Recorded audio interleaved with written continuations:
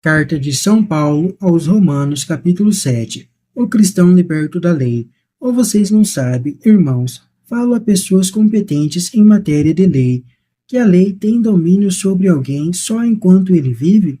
Por exemplo, a mulher casada é ligada por lei ao marido enquanto este vive, mas, se ele morre, ela fica livre da lei conjugal. Por isso, enquanto o marido está vivo, se ela se torna mulher de outro homem, será chamada de adúltera, mas, se o marido morre, ela está livre em relação à lei, de modo que não será adúltera se ela se casar com outro homem.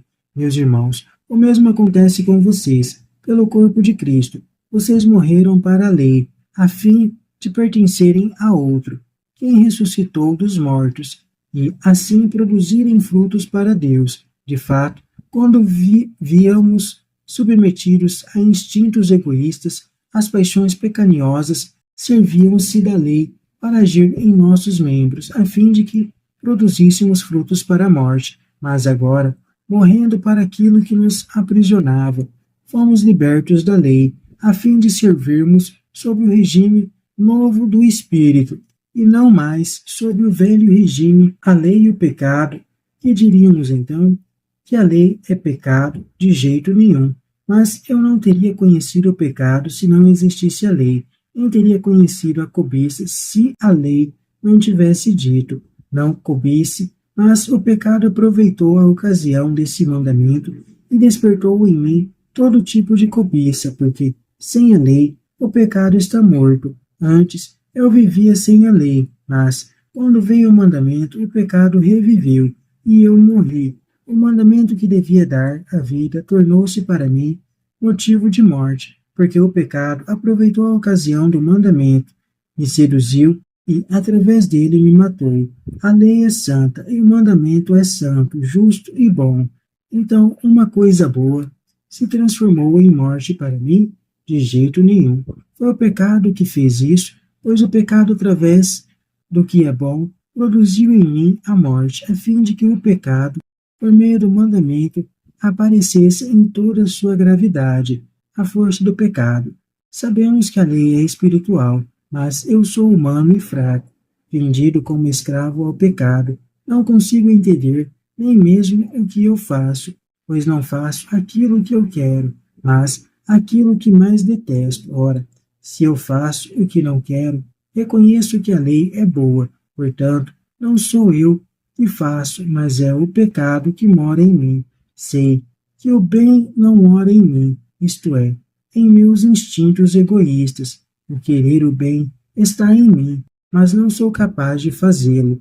Não faço o bem que quero, e sim o mal que não quero. Ora, se faço aquilo que não quero, não sou eu que o faço, mas é o pecado que mora em mim. Assim, encontro em mim esta lei. Quando quero fazer o bem, acabo encontrando o mal. No meu íntimo, eu amo a lei de Deus, mas percebo que meus membros, outra lei que luta contra a lei da minha razão, e que me torna escravo da lei do pecado, que está nos meus membros. Infeliz de mim, que me libertará deste corpo de morte? Seja dada graças a Deus por meio de Jesus Cristo, nosso Senhor. Assim, pela razão, eu sirvo a lei de Deus, mas, pelos instintos egoístas, sirvo a lei do pecado. Paulo repete seu pensamento usando agora uma comparação. Quando morre o marido, a mulher fica livre da lei e a unia a ele. Com o cristão sucede a mesma coisa. Pelo batismo ele fica livre da lei, pois morreu com Cristo para o pecado e ressuscitou para uma nova vida. Os instintos egoístas, literalmente carne, são os desejos e projetos do homem fechado no seu egoísmo, fonte de todos os pecados. É a vida do homem voltado para si mesmo, colocando tudo a serviço dos próprios caprichos e interesses. Daí nasce a corrupção das relações humanas e a promoção de um sistema social que institucionaliza as relações injustas, nas quais um homem explora e oprime o outro.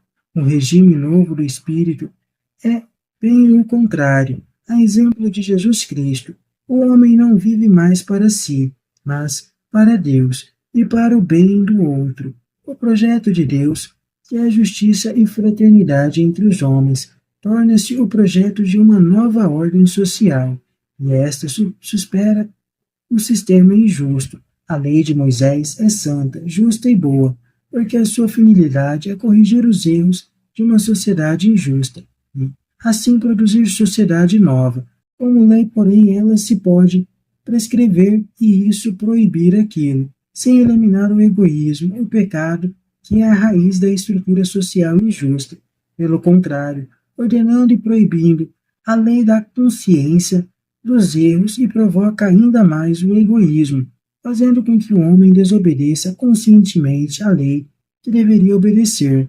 Usando o artifício de falar em primeira pessoa, Paulo convida cada um de nós a olhar para si mesmo e para a sociedade, a fim de descobrir o drama que se desenrola dentro da condição humana. O homem está dividido entre o egoísmo e o amor, entre servir a si mesmo e servir aos outros, mas o egoísmo predomina e, através da presença e da ação de cada um, acaba se alastrando e pervertendo as relações sociais. A sociedade torna-se então desumana, injusta e perversa.